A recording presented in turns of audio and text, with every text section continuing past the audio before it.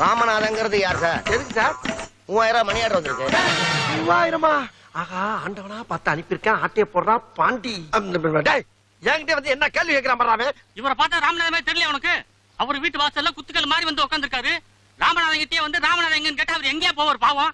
வீடு பூட்டி இருக்கு, அதான்.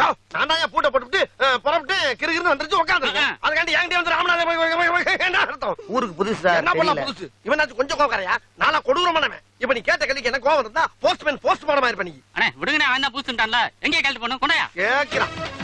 ஊருக்குள்ள வர்றப்ப ராமநாதன் யாரு எவரு எப்படி இருப்பாருன்னு என்ன விசாரிச்சு வர்றது. வந்தவன ராமநாதன் யாருன்னு ராமநாதன் ஏன் கையெழுத்து இந்தா கொண்டா. என்னங்க ராமநாதன் போட்டுருக்கீங்க? மணி அடுக்கலாம் அப்படிதான் போடுவேன். அதான் எனக்கு செஞ்சு பத்து போ.